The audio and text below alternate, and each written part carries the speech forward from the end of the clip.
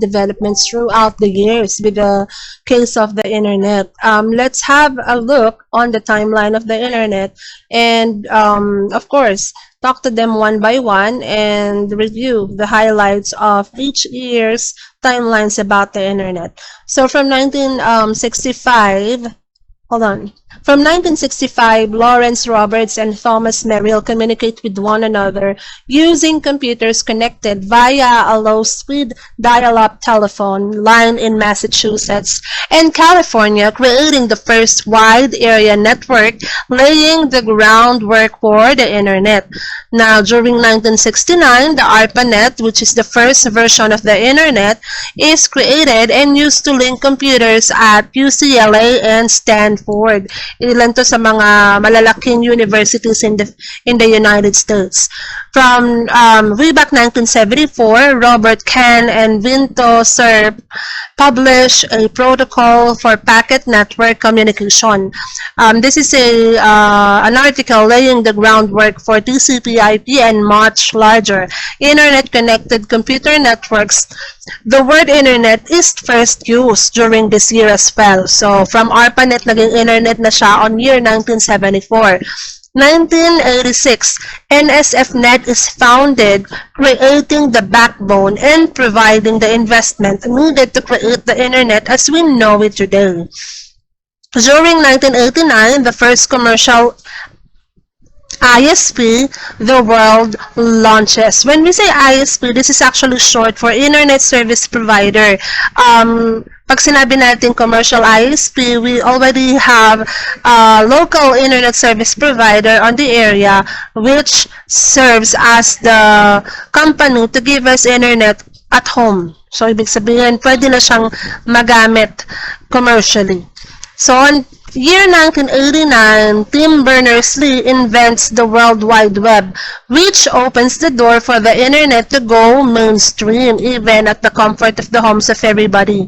1993, the first web browser available to the public. The first web browser was Mosaic when it was launched during that year as well. 1994, Netscape Navigator is released in stores. Year 2000, some 300 million people around the world are officially online. And year 2004, Facebook launches and the Web 2.0 begins to grow rapidly. 2007, the iPhone is released, giving rise to the mobile revolution. Kaya during that year, nakakapag-online na yung ilan sa mga merong iPhones. On year 2010, 1.966 billion people are online worldwide. That includes the Philippines. And on year 2022, 5 billion people are online, making its great development all throughout the year, because almost every year na merong bago, merong updated sa ating internet. Now, which we can say or conclude that the internet is one of the most important tools in recent history. It giving us access to countless amounts of information, and this show, this show wouldn't exist without the internet. And to show our respect to this wonderful invention, we give you a brief history of how it all came to be. So what are the major software components of the internet? The first one is the web server. It is actually software or hardware that uses Hypertext Transfer Protocol, short for HTTP, and other protocols to respond to client requests made over the World Wide Web. Now, web server software controls how a user access hosted files. It is accessed through the domain names of websites and ensures the delivery of the site's content to the requesting user. When we say domain name, guys, we are actually talking about like the given name to a specific website. So, for example, see Facebook, if you're not using your mobile application, if you will use a computer using a web browser, you have to type in www.facebook.com as the domain name. name. Now, that address or domain name is being used by us end users to connect to the website that we are going to look for. Now, as a hardware, a web server naman is a computer that holds web server software and other files related to a website. For example, HTML documents, images, and JavaScript files that you are also going to do in this subject. Web server hardware is connected to the internet and it allows data to be exchanged with other connected devices. The second major component of the internet is the web browser. Of course, we usually say it as browser lang. It is actually a software application for accessing information on the World Wide Web.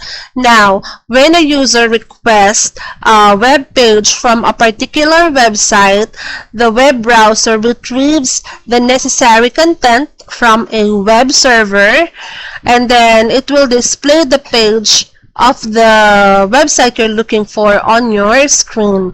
That is why we need a web browser enabled for us to search for information online, and then we use the search engine to type in the keywords that we wanted to look for. So, yun yung ilan sa mga terminologies and components that we need to know about the internet. Now, to give you a better visualization on how to connect to the internet, I'm gonna show you another video from the GCF Learn Free YouTube channel on how to learn more about the history of the internet, or sorry, about the this is incorrect, no, to know more about the connection to the internet. Hold on, guys, let me show you the video. There are lots of reasons to set up a home internet connection. For example, you'll have access to email, news, shopping, TV shows, and much more. And once you have a working internet connection, you can create a wireless home network, which will let your whole family connect their computers, smartphones, and other internet-ready devices. Let's look at a few different types of internet connections that you can have. Dial-up connects to your phone line. It's usually much slower than other types of internet connections, but in some areas it may be the only option available. Generally, DSL and cable are better options. DSL plugs into your phone line, and cable uses your cable TV connection. These are both known as broadband internet connections because they offer much faster speeds than dial-up. This makes it easier to watch videos, play games, or browse the web. Fiber is the fastest type of broadband currently available. Using fiber optic cables, it can provide speeds that exceed even DSL or cable. However, it may not be available where you live, and it tends to be more expensive. Cellular is sold under a few different names, including 4G, LTE, and 5G. They're types of wireless internet connections often used by smartphones, but you can also get these types of connections for your home. Depending on where you live, a cellular connection may be a good broadband alternative. No matter what kind of internet service you choose, you'll need to purchase it from an internet service provider, or ISP. Chances are you can buy internet service from your phone or cable company, or you may want to shop around for a better price. Your ISP will guide you through the entire process of connecting to the internet. They will usually need to send a technician to your home to turn on your connection. Your ISP may also give you a modem and set it up for you. But if you prefer, you can buy a modem from a computer store and use the included instructions to set it up yourself. These instructions will vary, but the basic idea is that you'll connect the modem to your phone jack or cable TV connection, and then connect your computer to the modem using an Ethernet cable. Once you have everything set up, you can open your web browser and begin using the internet. If you want to connect several devices to the internet, you can create a wireless home network, also known as a Wi-Fi network. To do this, you'll need a wireless router, which takes the internet connection from your modem and broadcasts it throughout your home. Your modem may already have a wireless router built in, so you may not need to buy one. To set up your wireless connection, follow the instructions included with your router. You'll need to choose a network name, also known as an SSID. Also, for security, you should turn on WPA2 or WPA3 encryption, depending on what your router supports. Then, make sure you choose a strong password. After you've set up your wireless network, go into each device's Wi-Fi or network settings, select your network name, and type your password. If any of your devices are not wireless ready, you can simply plug them into your router with an Ethernet cable, or you can purchase a wireless card. Setting up an internet connection and Wi-Fi network takes a little bit of work, but once you get it set up, your family will be able to use the internet without being limited to one computer.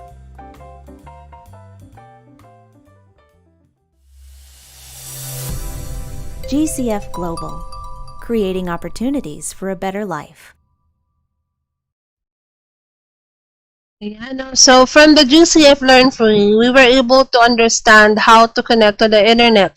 Now, once you set up your computer, it's either from home or work, or you're using your personal portable devices that you bring anywhere else, like your cell phones, laptop, iPad. You may want to purchase home internet service. For example, wala na kayo sa labas, so you can send and receive email, browse the web system, stream videos, and more. You may even want to set up a home wireless network kasi at home, there are a lot of people using the internet. For example, marami kayong devices, your mobile phones, your laptops, you want those to be connected online as well. We can use wireless network, which is commonly known as Wi-Fi, so that we can connect multiple devices to the internet at the same time. Now, on this video as well, we were able to get or to show you on how to get your devices connected to the internet. Now, if you have more than one device, or if you just want to use your device from anywhere in your home, so we were able to see that, no? The video also show you how to create a Wi-Fi network, the most common one. There are many different types of the internet connection you can buy, and we'll talk about some of the pros and cons of the most common types. Kung naalala nyo na from the video that we watched, if you create a Wi-Fi network, it's important to secure it with WPA2 or WPA3 encryption.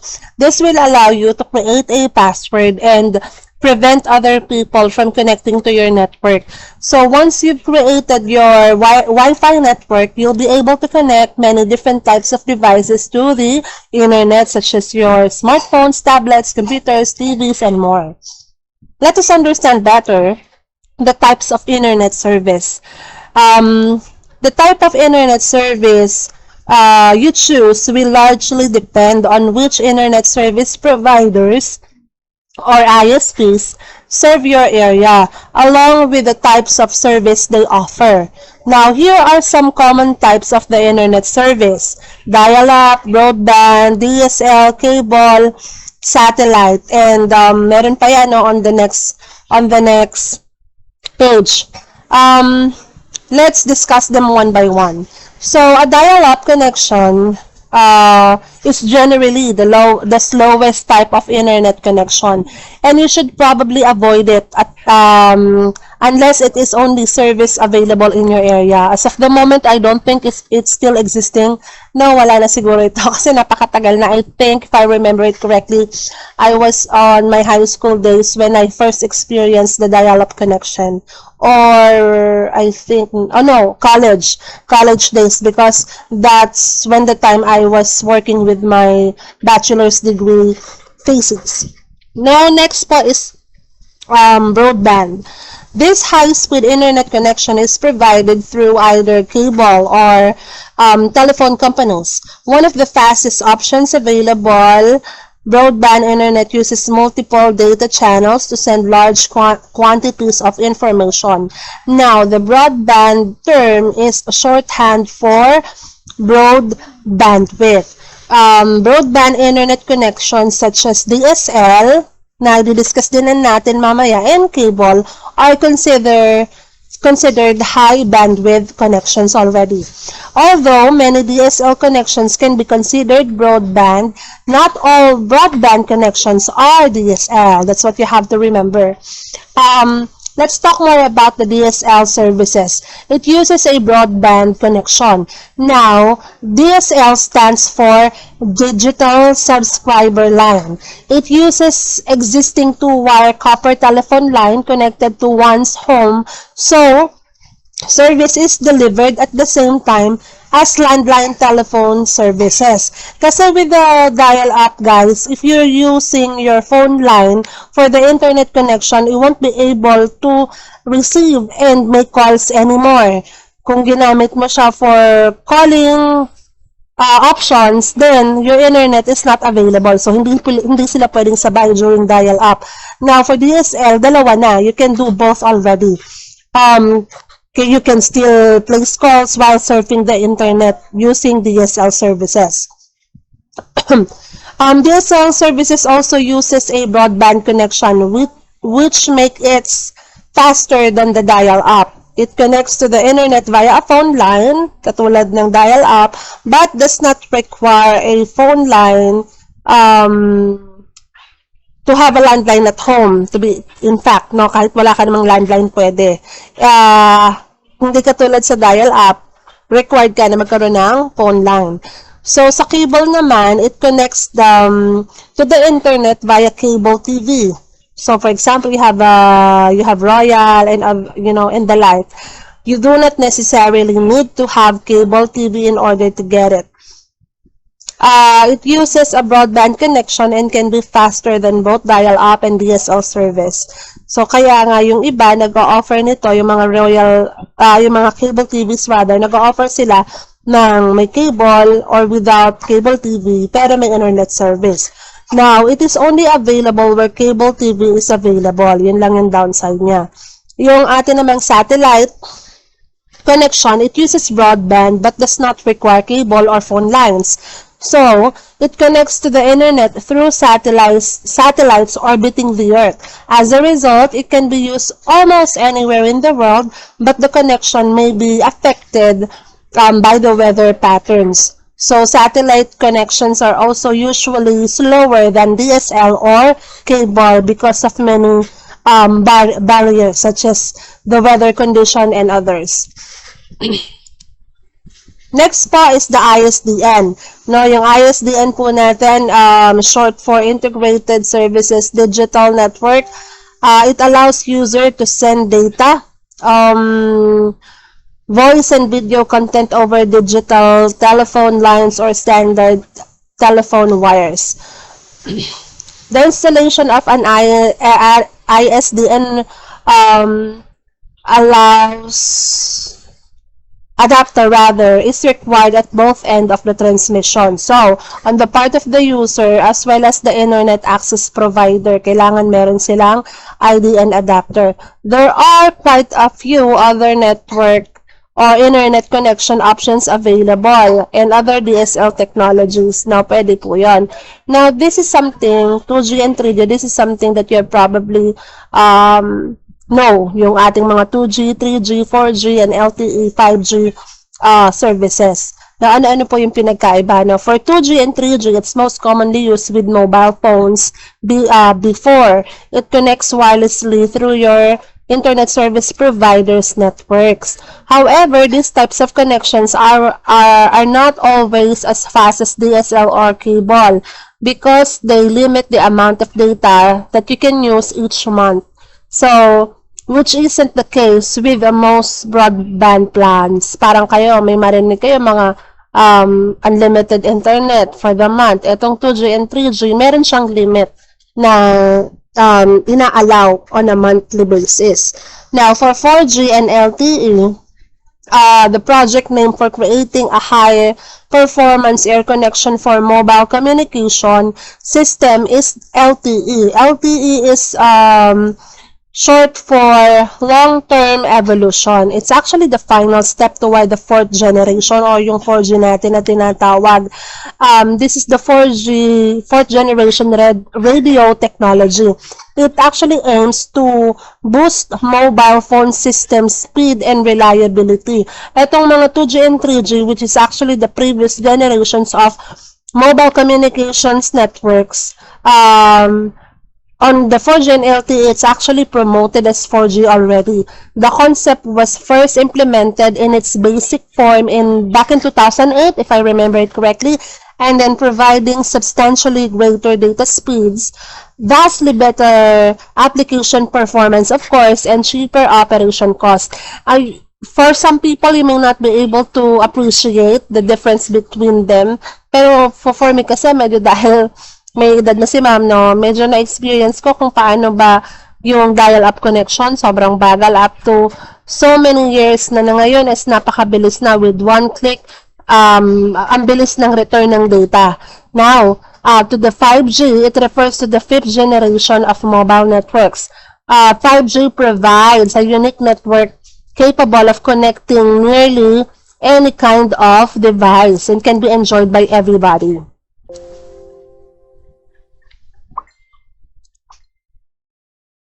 Hold on, sorry guys. Sorry po. So, ayun. To continue with, no, medyo naputol kasi yung aking recording. To continue, 5G wireless technology provides more users with better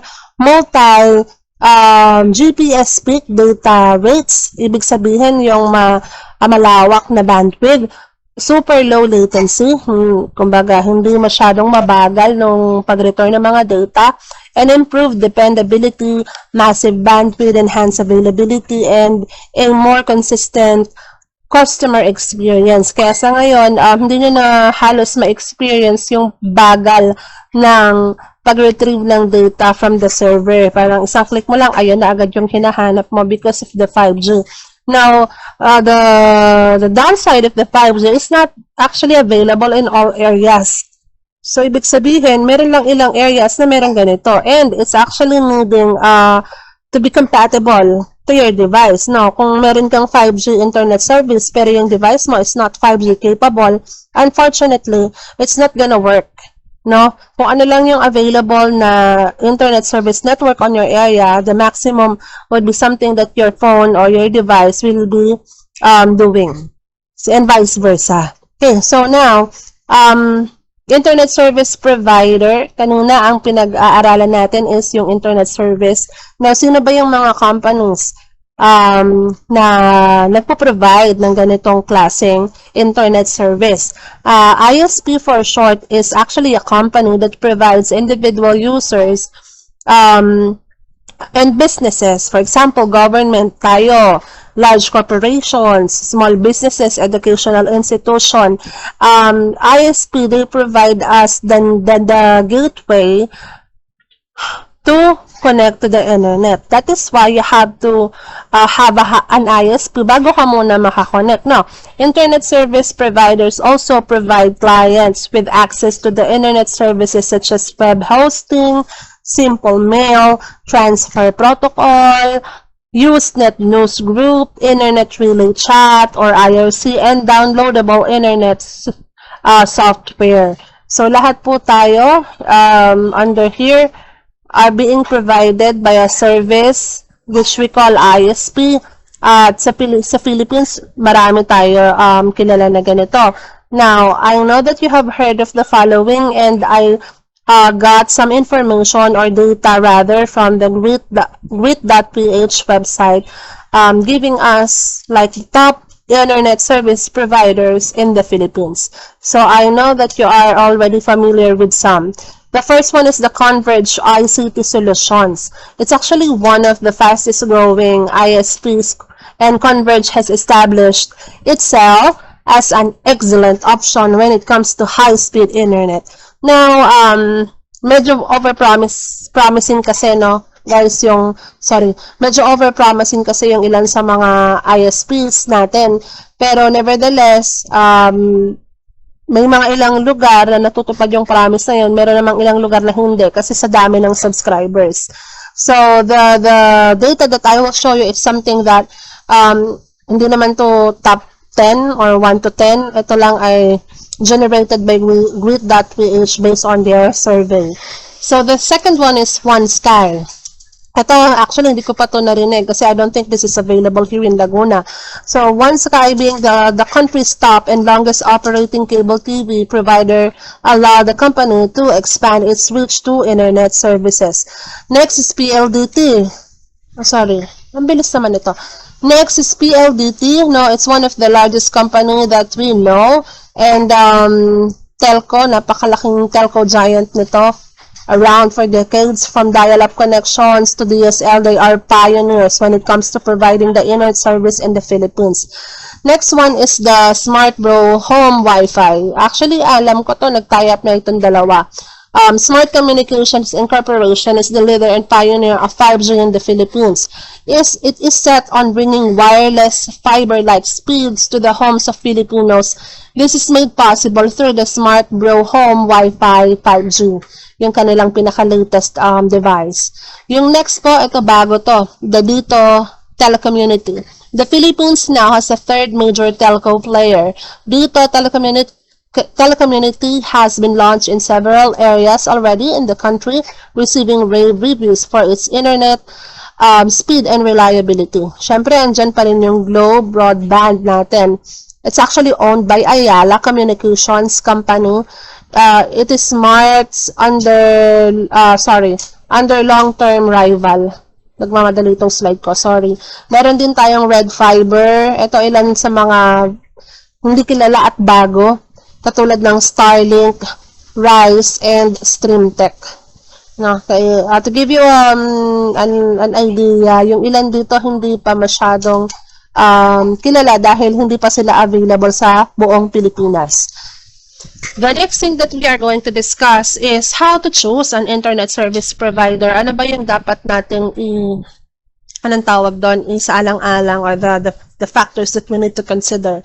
Now that we know about the different types of internet service, what we need to do is, of course, do some research about the availability of these ISPs in your area. If you are having trouble getting started, my advice is for you to talk with some friends or family members and neighbors about the ISPs that they use, because they are the one who will usually give you a good idea of the types of internet service available in your area.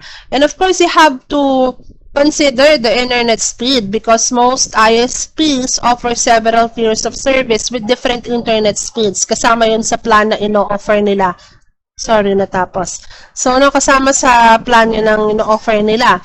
And syempre, yung cost. Ano ba yung kaya mong bayaran monthly kung ito ay isang postpaid? Pag sinabing postpaid, gagamitin mo muna yung service, tsaka mo siya babayaran. Now, usually, postpaid plans actually comes with a contract. 3-year contracts, yun ang normally na alam ko sa mga service provider. Kaya make sure that when you sign up for a postpaid plan, you are ready to pay that plan every month.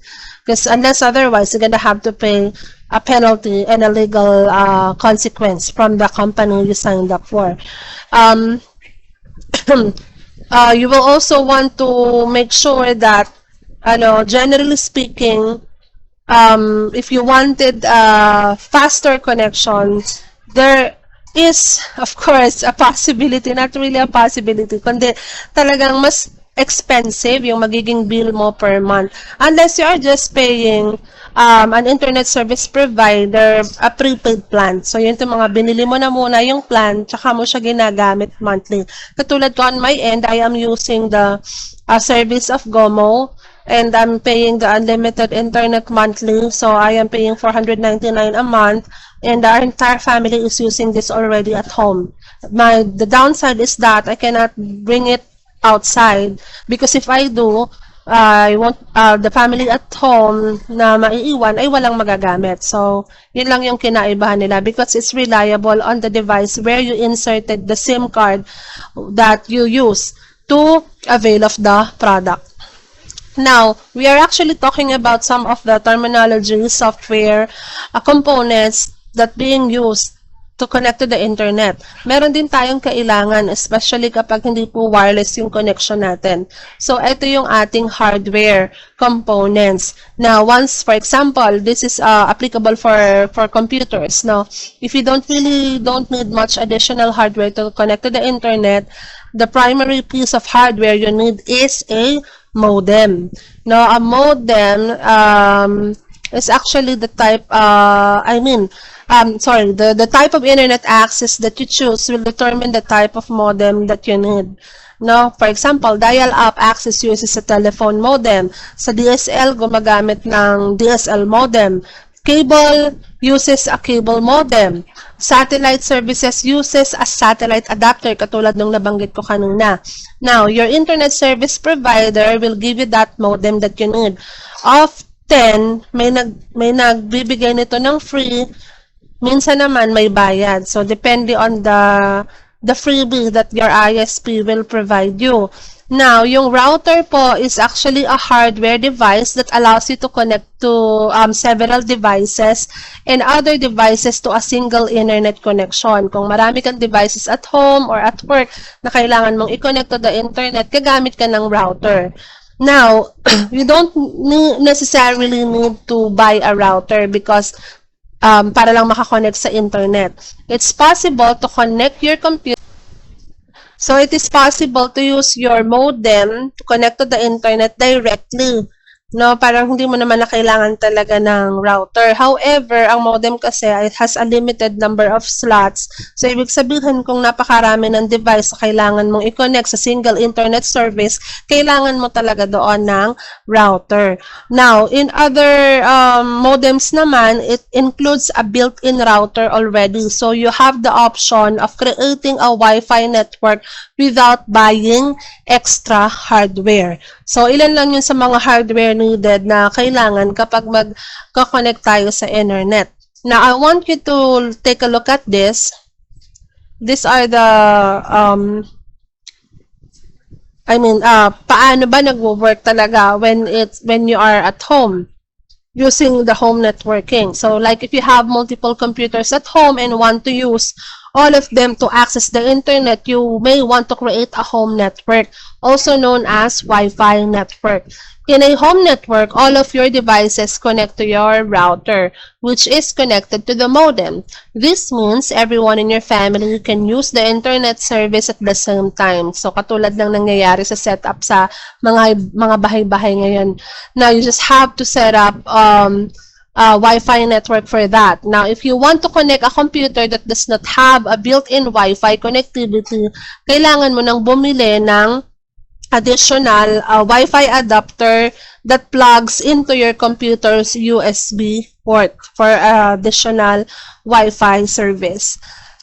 Now, let us take a look on the video from GCF Learn Free to learn more about the home networking rather. Naipakita ko na pala ito kanina dun sa ating first part pa dito po. Sorry. No, medyo nalito si ma'am. Hold on, let me go back. Eto, naipakita na yan natin dito sa slide na ito. So, I need you to go back to this slide if you wanted to know more about how you can connect to the internet using a home networking setup. Now, let us continue with another terminology that's most often than not ay ginagamit palagi na sa ngayon. This is the terminology cloud. So, let me show you first a video from GCF Learn Free to learn more about cloud and why do we need to use it. So, by the way, before we proceed to the video itself, you may have heard people using terms like the cloud computing, cloud storage, but what exactly is the cloud? Like, to simply put it, the cloud is the internet. More specifically, it's all of the things you can access remotely over the internet. Like when something is in the cloud, it means it's stored on internet servers instead of your computer's hard drive or yung secondary drive nyo, such as flash drive, memory cards. Now, to better understand this terminology, let's go ahead and proceed with the video presentation I was telling you a while ago. So please take a look and take notes of the important details that you will see on the video presentation. So you're at your computer working on some important files. Suddenly, a meteorite bursts through the window and flattens the computer. But as you stare into the crater, you smile and think, at least my photos, music, and important documents are stored online in the cloud. When something is stored in the cloud, that means it's saved on internet servers instead of on your computer. It's like having an extra hard drive you can access anytime you're connected to the internet. You can access your files anywhere by using cloud-based apps. Some run inside your computer's web browser. These are called web apps. And some of them can also be installed on your mobile device. For instance, Google Docs is a cloud-based app that you may already use. It's free, and it allows you to view, create, and edit many types of projects. You can access Google Docs from almost any device with an internet connection. Since you only need a connected device to access the cloud, you can take your files wherever you like. You can take a photo on your smartphone and upload it to a cloud-based photo storage service like Google Photos or Dropbox. Then you can access that photo on any of your other devices like your computer or TV. You can even work on a document when you're far away from your desk and share it with anyone you want, instantly. Storing files in the cloud is a great way to protect them from accidents, viruses, and more. You can use cloud-based storage services like iDrive or Backblaze to back up the contents of your computer. These services run continually and back up automatically. This way, you will always have the most recent versions of your files stored in secure online servers. If something bad happens to your device, you can easily transfer your backup files from the cloud to another device. Whether you're backing up photos and music that you love, or using a file on the go, the cloud has a lot to offer. Plus, when your files are stored in the cloud, you won't need to worry about losing them to a computer malfunction or a rogue meteorite.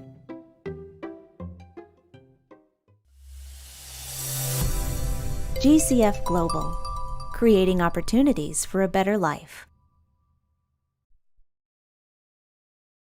So what have we learned again from the video? The video includes information on understanding the URLs or Uniform Resource Locator and the address bar. It also shows us how to do or how to access bookmarks and history and saving images and plugins.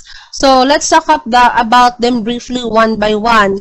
Now, in using a web browser, one thing that you will encounter is the URL and the address bar.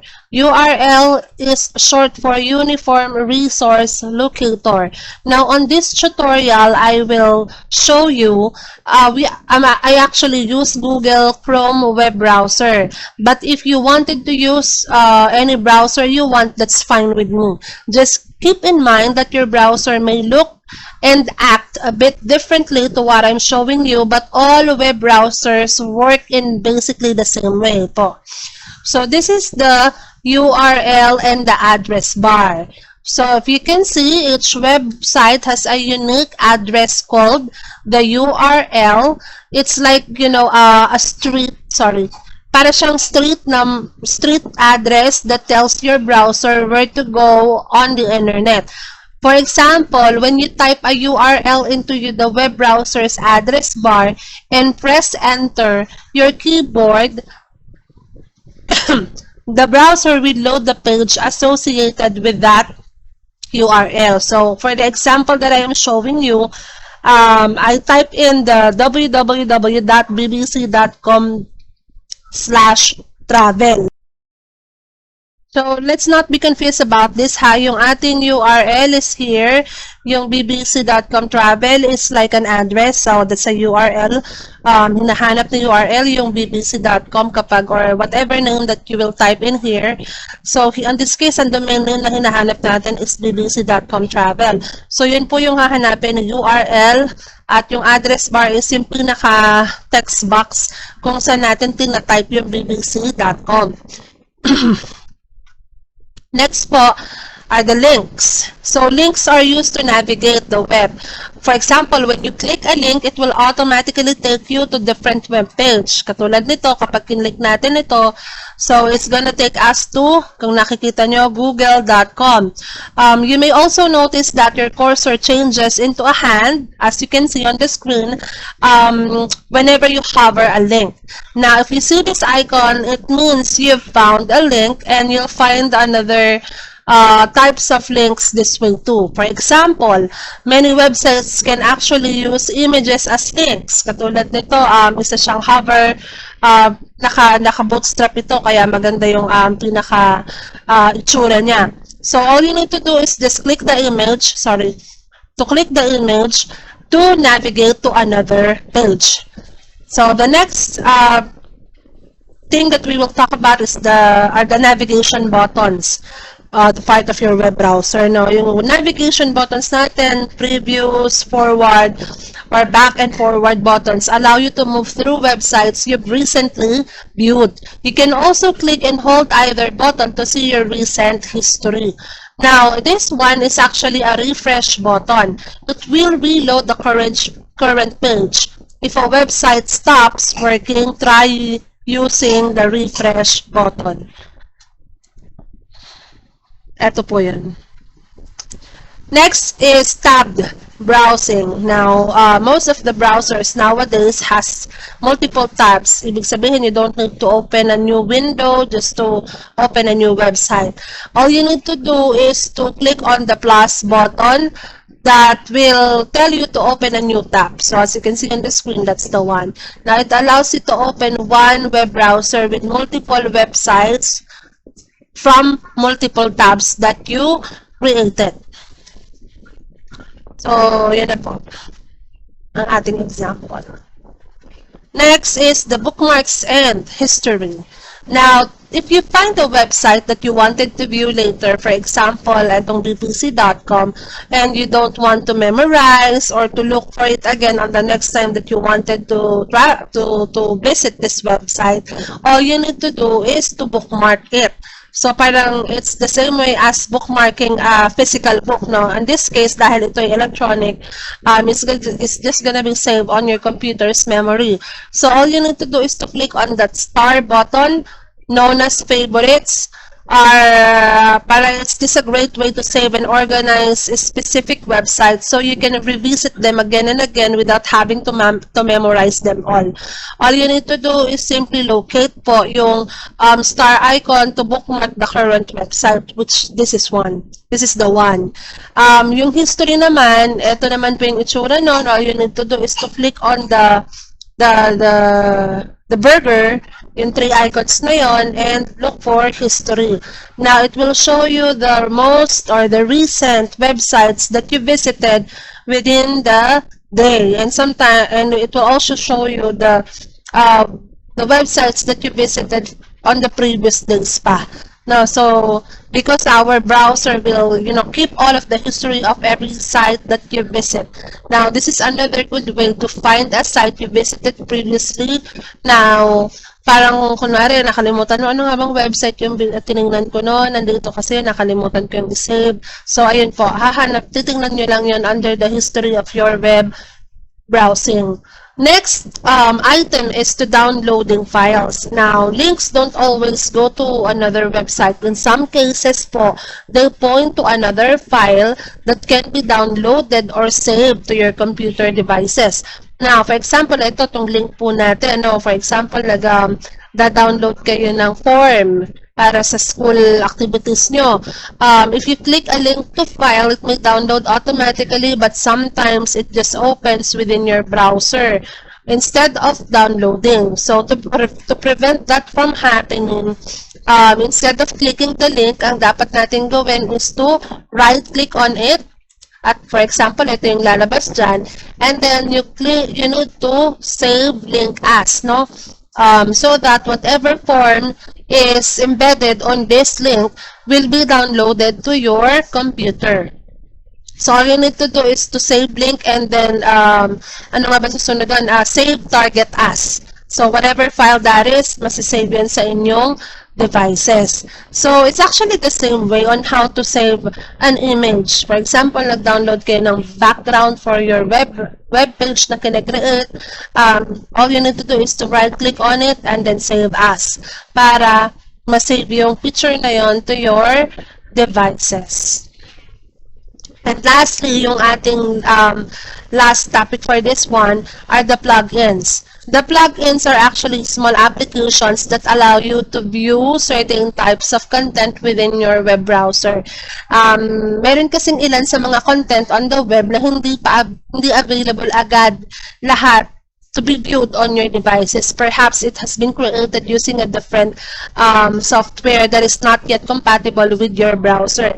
So what you need to do, enable for you to see this kind of files, kailangan yung mag-download at mag-install ng plugins na yon.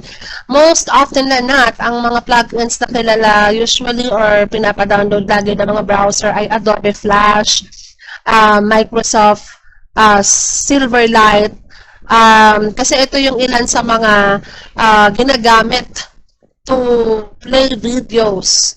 So, Adobe Reader naman is used to view PDF files. Ang kagandahan lang ngayon, even other software, katulad ng Microsoft Office, WPS Office, is naka-ano na rin siya, naka-embed na rin to view PDF files. Hindi mo na kailangan ng additional software or plugin para ma-view lang yon. Now, if you don't have the correct plugin for a website, ang browser mo naman will actually provide you with a link to download it. So, pagka na-detect naman yun ng ating web browser, para hindi mo na manually aalamin ano bang plugin ang kailangan ko just to view like specific file for this website. There may also be times naman when you need to update your plugins kasi meron ng bagong version. So, ilan lang yun sa mga dapat natin malaman in using a web browser. Some of the general things we know already kasi as an technology savvy people like us, madali naman siyang i-self-study. Pero yung ilan sa mga jargon terms, yung mga hindi pa natin na-encounter, siguro makakatulong ito sa atin to fully understand the web before we actually create a website. So, that is the end of my presentation.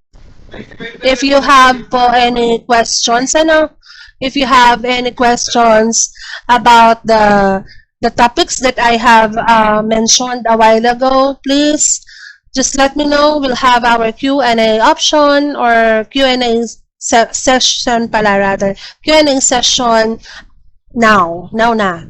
So, what are the questions, guys?